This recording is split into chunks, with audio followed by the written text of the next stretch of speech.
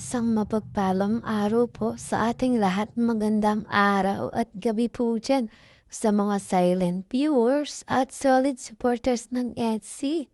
May galap shoutout po at kamusta po kayo? So yun mga kalingap, may panibago na naman po tayong pag-uusapan patungkol na po dito sa EDC. Lihim ng dalawa na tuklasan ng nanay ni Papa Eds. Plano ni Papa Eds itutuloy na at magulang ni Beyonce at ni Edu nag-usap-usap na dahil dito mga kalingap. Pero bago po yan, kung bago ka pa lang po sa aking munting YouTube channel, pa-like, share, and subscribe na rin po at pakipindot na rin po ng notification bell para lagi po kayong updated sa aking i-upload na video at paalala rin po bago po tayo magbigay ng ating mga komento at opinion, itapusin po muna natin ang kabuuan ng video nang sa ganun nga po akma po ang ating i-comment mga kalingap. At lagi ko rin nga pong hiling sa inyo, suportahan po natin ng mag-ama na matubang. Napakaganda nga po yung ipinapakita nila sa atin, mga pagbibigay saya at tulong sa ating mga kababayan suportahan po natin at i-marathon mga kalingap nang sa ganun nga po marami pa po silang matulungan, lalong-lalo na nga po dyan yung mga kapos sa pangangailangan malinga po nila. At syempre, huwag mo po natin kalimutang suportahan ng kanilang may bahay. Walang iba kundi sina Ate Edna Vlogs at Jackie Tafia. Huwag po sana tayong magsasawang sumuporta mga kalingap. So iyaan po mga kalingap, balik tayo sa ating pag-uusapan at tatalakayin ngayong araw. Lihim ng dalawa, tatuklasan ng nanay ni Papa Eds at dahil dito plano ni Papa Eds itutuloy na at magulang nga ni Beyonce at ni Edu nag-usap-usap na dahil dito. Ano nga ba ang plano ni Papa Eds sa kabila ng lahat mga kalingap? Bakit nga ba itutuloy niya na ito at bakit kaya hindi niya mapigilan ang pusong umibig dito kay Beyonce? At ang magulang nga po ni Papa Eds talagang hangang-hanga dito kay Wifey Beyonce at talagang aprobado na nga itong si Beyonce para sa anak nilang si Papa Eds mga kalingap. At wala na nga hinihintay pa kundi ang pagtatapos ng pag-aaral ni Beyonce at makakuha ng magandang trabaho mga kalingap tuloy na ang planong magpakasal nitong dalawa ni Edu at ni Beyonce mga kalingap. Bagamat sa ngayon mga kalingap, itong si Papa Eds natin hindi pa talaga natin malaman kung ano ba talaga ang kanyang plano o itutuloy niya ba ngayong taon o sa susunod pa lamang mga kalingap sapagkat ngayon marami siyang misyon na gustong tapusin at gustong mangyari na lalo na nga po dito sa kanyang mga beneficiary mga kalingap. Ayon sa kanya mga kalingap, isa sa kanyang mga beneficiary itong si Early ay nais niya nang mapabahayan nitong sa darating na taon mga kalingap at ito nga ay talagang awang-awa siya dito kina Early pagkamat itong si Early nag-aaral. At pag-uwi nga nito galing sa paaralan walang bahay na madadatnan kundi isang bahay kubo lamang mga kalingap. At yun nga po talagang napakahirap na sitwasyon para dito kay Early.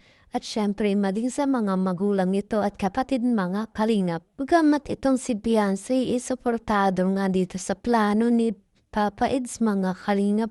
At syempre walang ibang iling itong si Papa Eds kundi pagmamahal at suporta ni Beyonce. Dahil itong si Papa Eds mga kalingap, ganun na lamang ang suporta at pagmamahal din dito kay Beyonce.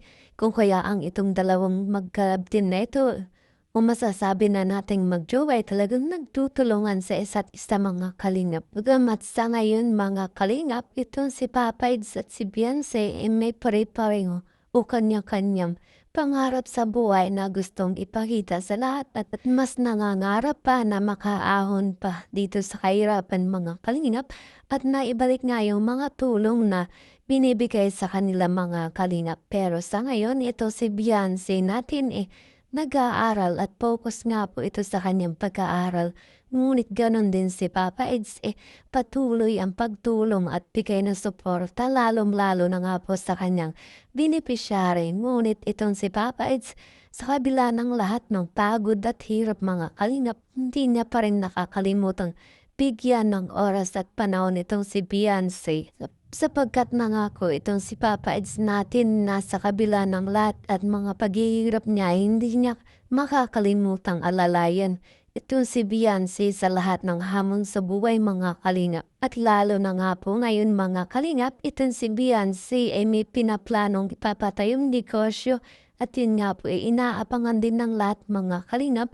At ito nga po si Papa Eds sobrang natuwa dito sa mindset ni Beyonce mga kalingap. Pagkus itong si Beyonce nag-aaral talagang pinagsabay niya pa rin ang pagpatayo ng negosyo mga kalingap nang sa gano'n niya po mayroon pa rin siyang sariling income mga kalingap at hindi nga po aasa na lamang sa mga sponsor at gano'n din kay Kalingap Rab. Siyempre po mga kalingap itong si Beyonce minsan talaga nahihiya na rin sapagkat marami na ang naitulong sa kanilang pamilya. Pero sa kabila ng lahat, sponsor ni Beyonce tuwang-tuwa sa kanya dahil ang kanyang pag-aaral mga kalingap nakikita nila kung gaano ito si Beyonce nagporsige at pinahalagahan itong pag-aaral niya mga kalingap sa tulong nga po ng mga sponsor at ni Kalingap Rab. Kursong kinuha niya, ipinakita niya sa lahat na kayang-kaya at maging isang magaling na estudyante.